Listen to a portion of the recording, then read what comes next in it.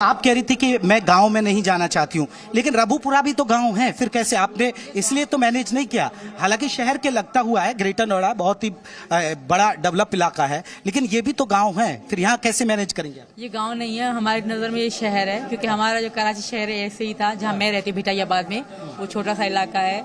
कराची तो बहुत बड़ा है, पर जिस इलाके में मैं रहती हूँ इस तरह का ही है। और जो हमारा गाँव तो गाँव होता है, वो खेती बाड़ी गायें, इस तरह का यहाँ माहौल नहीं है। अगर ये गाँव है तो शहर कैसे होता है? ये शहर जैसा गाँव है। पाकिस्तानी अवाम क्या सोचती है हिंदुस्तान को लेकर? कुछ लोग प्यार भी करते हैं, कुछ लोग बहुत बुरा भी सोचते हैं, नफरत करते हैं कुछ। हाँ, यही सोच के कि यहाँ के मुसलमानों के साथ जुल्म है। उनके दिमाग में, हमारे दिमाग में ये बिठाया जाता है कि भाई इनके साथ बहुत जुल्म हो रहा है, बेचारों को ईद नहीं मनाने देते, नमाज नहीं पढ़ने देते। हमारे माइंड में, मेरे माइंड में बिठाया गया था।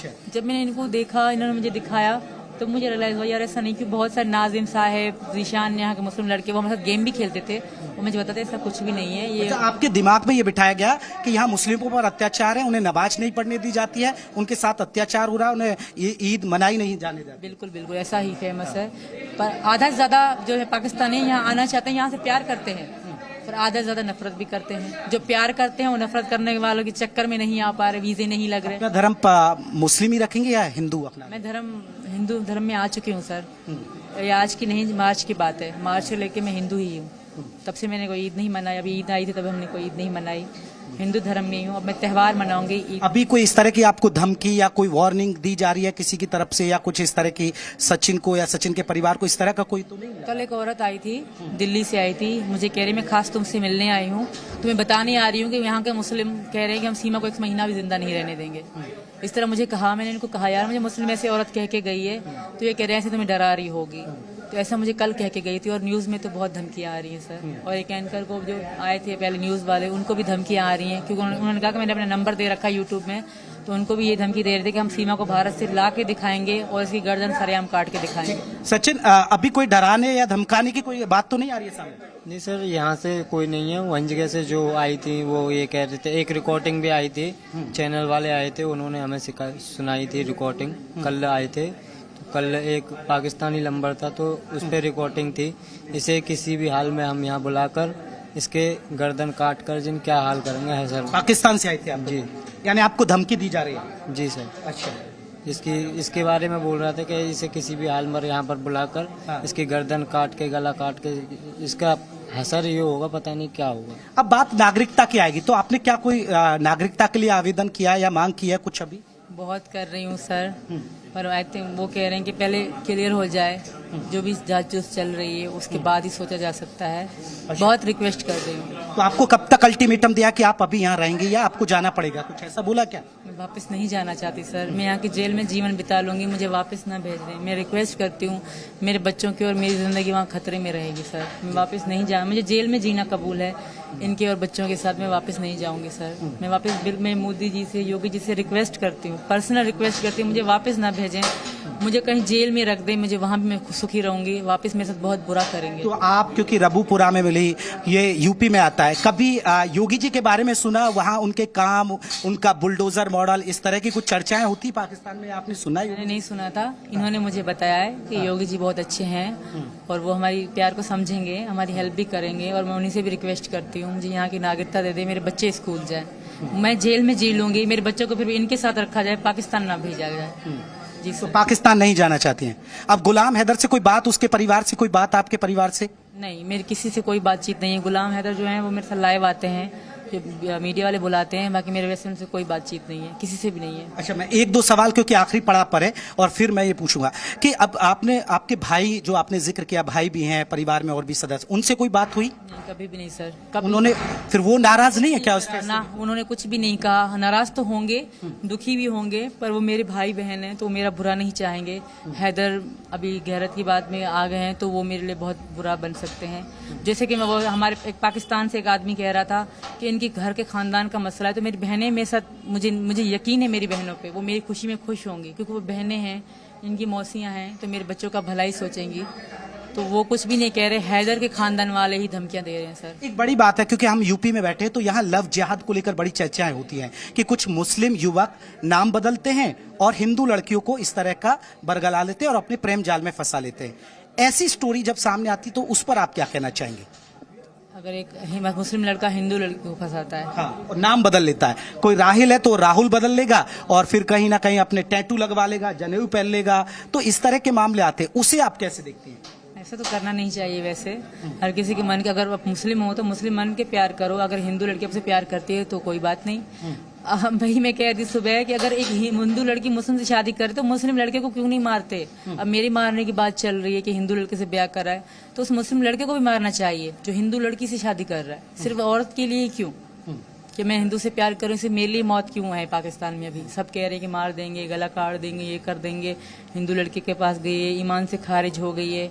सिर्फ औरत के लिए क्यों सर? आदमियों के लिए क्यों नहीं? कि हिंदू लड़की से मर्द शादी कर रहा है, मुसलमान उसको बना रहा है, तो उसके लिए क्यों कोई आवाज नहीं उठाता? अब आपके लिए कोई शरीयत, कोई 3 तलाक, ये कोई मायने नहीं रखते? नहीं रखते, और मैं निकाह को भी नहीं मानती। अब निकाह को नहीं मानती हैं, ठीक है। सचिन सलामत रहेगा अब ये साथ? जी सर। सीमा और सचिन का? जी, सीमा और सचिन तो साथ निभाएंगे हैं? मरते और दम तक। मरते दम तक। जी। तो परिवार पूरी तरह तैयार है? जी सर, परिवार वाले भी और जो आसपास के लोग चर्चा नहीं करते क्योंकि तो ग्रेटर नोएडा, पश्चिमी यूपी, यहाँ चर्चा नहीं होती, अरे भैया ये मुसलमानी महिला को ले आया, ऐसे कोई सवाल नहीं उठाते क्या? इस तरीका का कोई सवाल नहीं उठाते। बाहर बाहर से आते हैं, आगरा से आते हैं, दिल्ली से आ रहे हैं, नोएडा से आ रहे हैं, और यहाँ के भी लोग हैं, मुस्लिम आ रहे हैं, हिंदू आ रहे हैं, सब आशीर्वाद सर पे हाथ धर धर के आशीर्वाद दे देकर जा रहे हैं। ऐसी कोई वो नहीं है, बस ये दुआ कर रहे हैं कि खुश रहो, बस ये सर पे हाथ धर के। ये सीमा, आपकी तालीम कितनी हुई है? तालीम आप पढ़ी? 5 तक सर। मुझे बेनजीर वालों ने सरकारी खोली थी, मुहिम खोली थी घर घर लड़कियों को पढ़ाना, क्योंकि मैं गांव में रहती थी। हमें स्कूल, लड़कियां होने के नाते पहले स्कूल नहीं थे, अब तो जाती हैं, तो मैं वो घर में ही पढ़ी थी सर।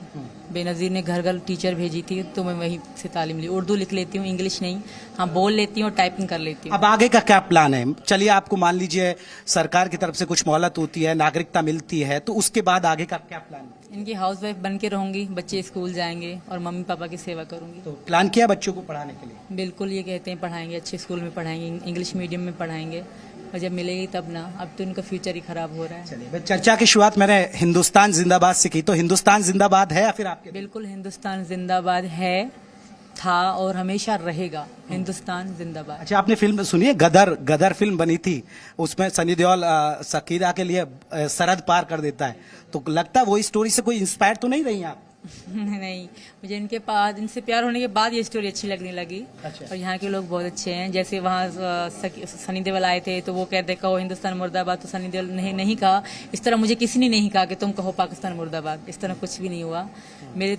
हम पाकिस्तान मुर्दाबाद नहीं बुलवाएंगे आपसे, हम तो यहाँ पाकिस्तान के लिए कोई नेगेटिव भी नहीं बोल रहा, कोई मतलब गलत नहीं बोल रहा पाकिस्तान के लिए सर, अच्छा ही सब बोल रहे हैं। हर किसी के मन की बात है, ऐसे ही बोल रहे हैं। शायद ऐसा वहाँ पे नहीं चल रहा होगा। अब पाकिस्तानी मुझे कह रहे हैं कि तुम इंडियन जासूस हो, इंडिया कह रहे हैं तुम पाकिस्तानी। कुछ लोग जो गलत मेरे बारे में बोल रहे हैं, तो पाकिस्तानी मुझे पाकिस्तानी मानने से इनकार कर रहे हैं, क्योंकि मैंने साड़ी पहन रखी है, थोड़ी लैंग्वेज में चेंजिंग आ गई इनके साथ रह रहे के, तो मुझे वो अपनी मानने से मना कर रहे हैं। आप उर्दू बोल लेती हैं? उर्दू ही तो बोल रही हूँ सर, उर्दू भी ऐसी ही है, बस जैसे लफ्ज और शब्द। मैं शब्द का कह रही हूँ, वैसे उर्दू में लफ्ज कहा जाता है। हमारे यहाँ जनता और आपके यहाँ आवाम बोला यही तो चीजें का फर्क है, वैसे सेम है। बात यहाँ भी बात को बात कहा जाता है, वहाँ बात को बात कहा जाता है, सेम है। तो और कुछ हमारे दर्शकों को, क्योंकि अब आखिरी सवाल आपसे, कोई मैसेज हमारे दर्शकों को, क्योंकि मोहब्बत के लिए आपने सीमा लांग दी।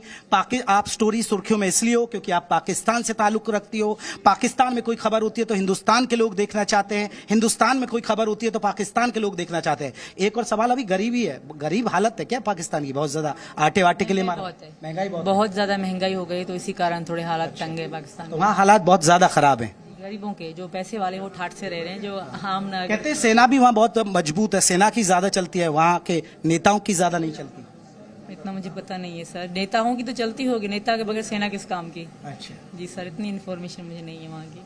चलिए, बहुत बहुत शुक्रिया। सीमा हैदर और हमारे साथ सचिन, इन दोनों की कहानी आपको दिखाया कि कैसे ये नेपाल से पहुंची अपने बच्चों के साथ, अब नोएडा के रबुपुरा में रहती हैं। लेकिन वाकई में अब डायरेक्टरों को भी सोचना होगा, फिल्म प्रोड्यूसरों को भी सोचना होगा। फिल्म गदर आपने देखी, फिल्म गदर 2 बनकर आ गई है, अब गदर 3 की तैयारी करिए। कैसे सीमा हैदर सचिन के लिए सीमा लांघकर हिंदुस्तान आती है। तो हमारे स्पेशल बुलेटिन में बस इतना ही। बाकी खबरों के लिए बने रहिएगा जी मीडिया के साथ। जी न्यूज़।